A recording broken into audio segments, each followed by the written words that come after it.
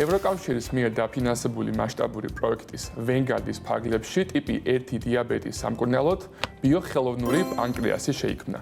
ახალი იმპლანტი პაციენტებს სისხლში შაქრის დარეგულირების უნარს უბრუნებს.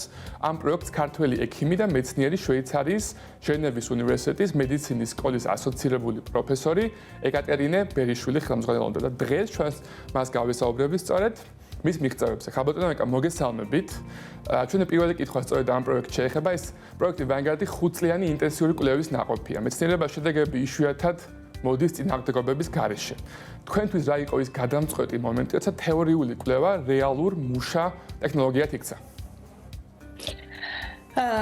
დიდი მადლობა პირველ რიგში მოწვევისთვის. მოგესალმებით ლევან თქვენ, მივესალმებით თქვენს მაყურებელს. ეხლა რაც შეეხება ჩვენს კვლევას და Vanguard-ის პროექტს. დიახ, ეს გახდათ ფართომასშტაბიანი კვლევა, რომელიც აერთიანებდა რამოდენიმე პარტნიორს, ანუ Vanguard-ში ჩართული ვიყავით ჩვენ, ანუ ჩემი ხელმძღვანელობით ჩატარდა ეს კვლევა, მაგრამ მყავდა არაერთი პარტნიორი ევროპიდან. ჩვენს გუნდში იყვნენ იმუნოლოგები, მოლეკულური ბიოლოგები, უჯრედის ბიოლოგები, გენური ინჟინერიის სპეციალისტები, ბიოინჟინერები და ასევე ეთიკოსები. ჩვენ უკვე გქონდა წინასწარი ექსპერიმენტები ჩატარებული, საპილოტო ექსპერიმენტები და ჩვენ გქონდა საკმაოდ კარგი შედეგები მიღებული. ამიტომ მივახციეთ იმ შედეგს, რასაც მივახციეთ, რა თქმა უნდა, ძალიან დიდი ძალისხმევისა და საკმაოდ დიდი შრომის ფასად. დიახ. ჩემი შემდეგი კითხვა შეეხება იმ ტერმინს, რომელიც ნახეთ ყველა კითხულმა და ყველამ, ვინც გავიზიარეთ ეს ახალი ინფორმაცია, ფუნქციური განკურნება. ზუსტად რას ნიშნავს ფუნქციური განკურნება და ნიშნავს თუ არა ეს ტიპ 1 დიაბეტის დიაგნოზის მქონე პაციენტებისთვის მუდმივი ინსულინის გამოყენების და გლუკოზის დონის კონტროლისგან განთავისუფლებას? დიახ, ფუნქციური განკურნება ნიშნავს სწორედ ამას. იმას ნიშნავს, რომ პაციენტებს აღარ უნდა ესაჭიროებოდეთ ინსულინის განსაზღვრა ყოველდღიურად და დღეში რამოდენიმეჯერ, ანუ ინსულინის უკაცრავად გლუკოზის განსაზღვრა სისხლში ყოველდღიურად დღეში რამოდენიმეჯერ. ასევე იმას ნიშნავს, რომ პაციენტები აღარ უნდა იყვნენ დაავადებული ტიპი 1 დიაბეტით. ანუ ფუნქციური განკურნება ნიშნავს ამ დაავადებული ორგანოს ფუნქციის ჩანაცვლებას. ანუ ის უჯრედები, რომლებიც გამოიმუშავებენ ინსულინს და რომლებიც არის დაზიანებული და თავის ფუნქციას ვერ ასრულებენ, ამ უჯრედებს ჩვენ ვანაცვლებთ ახალი ჯანსაღი უჯრედებით, რომლებიც თავის თავზე იღებენ აი ამ ფუნქციას. დიახ. ერთ-ერთი მნიშვნელოვანი ინოვაცია ასევე, რომელიც ამ კვლევაში დავეკითხეთ, იყო ამნიოგელის გამოყენება.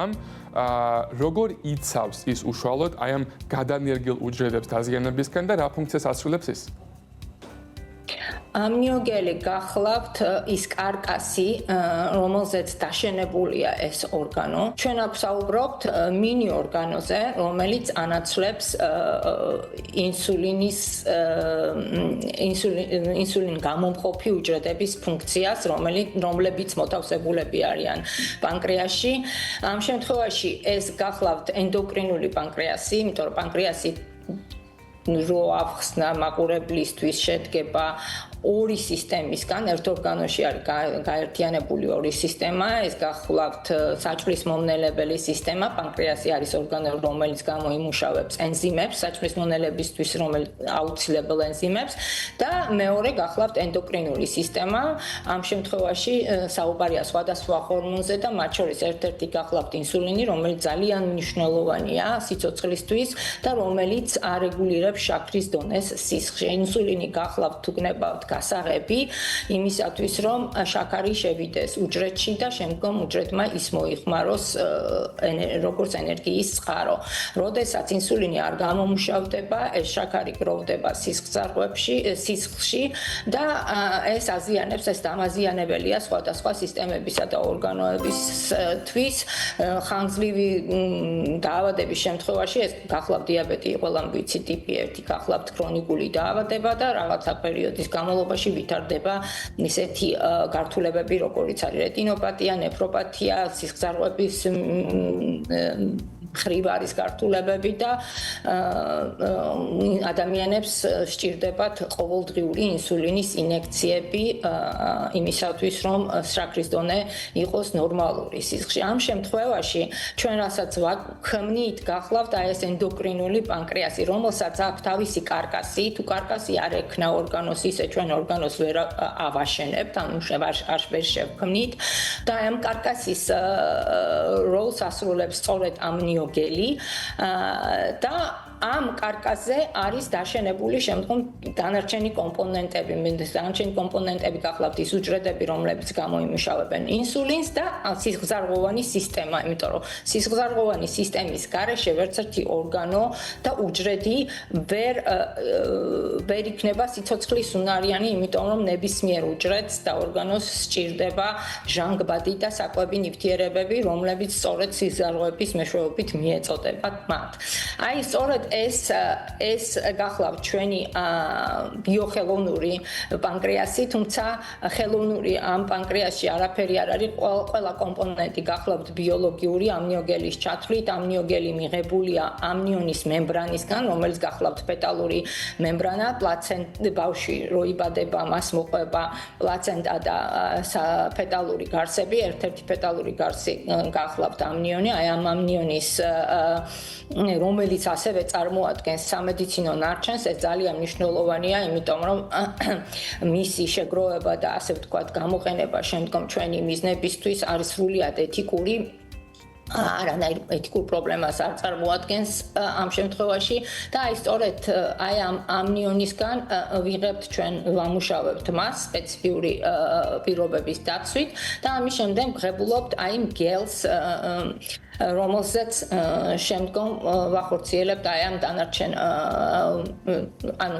დანარჩენი კომპონენტების ინკორპორირება ხდება აი ამ ამნიოგელში. ამნიოგელი წარმოადგენს უნივერსალურ მასალას, რომლის გამოყენებაც შესაძლებელი იქნება სხვადასხვა სახის უჯრედების ასე ვთქვათ ინკორპორირებისათვის. ანუ სხვადასხვა სახის გამოყენება შეიძლება მოვუწებნოთ ამ გელს. ანუ პოტენციალურად შეიძლება რომ მომავალში ნახოთ რომ სხვა ორგანოების ტრანსპლანტაციაც გახდება შესაძლებელი მისი გამოყენებით, როგორც მივხვდი, ხო? უფრო უჯრედები და შევძლებთ რომ უჯრედები ჩავსვათ ამ გელში და სხვადასხვა სახის მინიორგანოს ბიოინჟინერია გახდეს შესაძლებელი. დიახ. ძალიან საინტერესო. ამ პროცესმა უკვე წარმატებით გაიარა პრეკლინიკური ეტაპი და ძალიან დიდი გამოხმაურება და ინტერესი მოყვა მას. ჩვენი კითხვა არის, ვისთვის იქნება ეს ოპერაცია განკუთვნილი და ასევე რა ასაკობრივი ჯგუფებიდან შეგვიძლია უკვე ვისაუბროთ პოტენციურად აი ამ პანკრეასის ფუნქციის დაბრუნებაზე. ჩვენ პრეკლინიკური კვლევები ჩავატარეთ დიაბეტით დაავადებულ თაგვებზე.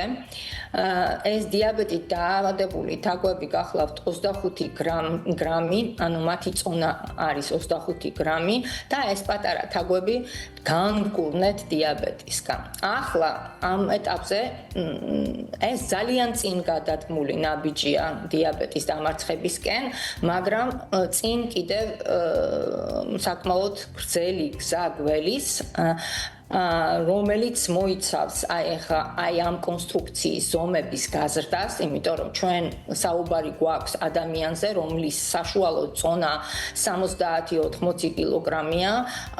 წარმოიდგინეთ ახლა რაოდენობრივადაც და ზომებშიც უნდა გავზარდოთ ეს კონსტრუქცია და ამის შემდეგ უნდა მივიღოთ აუტორიზაცია მარეგულირებელი სააგენტოებიდან იმისათვის, რომ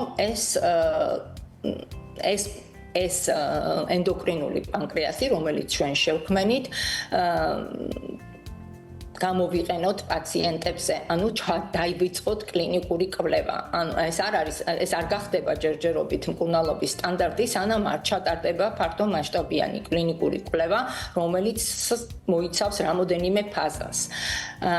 აქედან გამომდინარე, დღეს ჩვენ საუბრობთ იმაზე, რომ პრეკლინიკური კვლევები წარმატებით დასრულდა და ეს გახლავთ ძალიან წინ გადადგმული ნაბიჯი ტიპი 1 დიაბეტის დამარცხების. ჩვენი მიზანია რომ გადავლახოთ ეს ბარიერი და შევქმნათ ისეთი ორგანო, რომელიც ასე ვთქვათ, არ იქნება ხილული იმუნური სისტემისთვის, თუ გნებავთ მოვატყუოთ იმუნური სისტემა, რათა მან ვეღარ ამოიცნოს ეს ახლად ჩანერგილი კონსტრუქცია და ამ შემთხვევაში თუ კი ამას მივაღწევთ, ჩვენ შევძლებთ ეს მეთოდი შევთავაზოთ დიაბეტით დაავადებულ ყველა პაციენტს, მათ შორის ბავშვებსაც კი. დიდი მადლობა ქალბატონო ეკა. და აი ბოლო კითხვაც მინდა დაგისვათ, თქვენი წარმოდგენები დაახლოებით რამდენ წელიწადში შეიძლება გახდეს უკვე ეს ხელმისაწვდომი პოპულაციისთვის? ჩვენზე მეცნიერებზე ნამდვილად ბევრი რამ აღარ არის დამოკიდებული, ეს დამოკიდებული არის იმაზე, თუ რამდენად სწრაფად მივიღებთ დაფინანსებას იმისთვის, რომ ეს მეთოდი კიდევ უფრო წინ წავწიოთ და დავხვეწოთ, რამდენად სწრაფად მოხდება მარეგულირებელი სააგენტოების მიერ ჩვენთვის ავტორიზაციის მონიჭების ამბავი და რამდენად სწრაფად მოვახერხებთ დავაორგანიზოთ პირველი ფაზის კლინიკური კვლევა, შემდგომ მეორე ფაზის კლინიკური კვლევა, შემდგომ მესამე ფაზის კლინიკური კვლევა. თითოეული ეს ფაზა მოიცავს პაციენტების შერჩევას, მოიცავს დაკვირვების პერიოდს, საკმაოდ შრომატევადი და მნიშვნელოვანია და აქედან გამომდინარე დაახლოებით ასე უხეშად რომ გავთვალოთ, რომელიც შეიძლება ზუსტი არ იყოს და ამიტომ ვარიდებ ხოლმე თავს ციფრების დასახელებისგან დაახლოებით 5-7 წელი მაინც დასჭირდება იქამდე სანამ ეს ჩაეშვება კლინიკურ მოხმარებაში. კარგი, უღრმესი მადლობა ქალბატონო ეკა ამ ინფორმაციის გაზიარებისთვის. დიდი ენთუზიაზმით ველოდებით, რომ მალე უკვე გასაგებია მაგ საუბარია რამდენიმე წელიწადზე, მაგრამ ეს ტექნოლოგია გახდება ხელმისაწვდომი და ის რაც ვახსენე დღეს ამნიოგენის პოტენციალი რომ გახდეს ასევე ერთგვარი ფარველი გარსის სხვა ტიპის ტრანსპლანტირებადი ქსოვილების ორგანოების ასევე ძალიან იმედის მომცემი არის. დიდი მადლობა რომ დღეს დრო გამონახეთ ჩვენთვის. დაგემშვიდობებით. მადლობთ. ნახვამდის. ნახვამდის.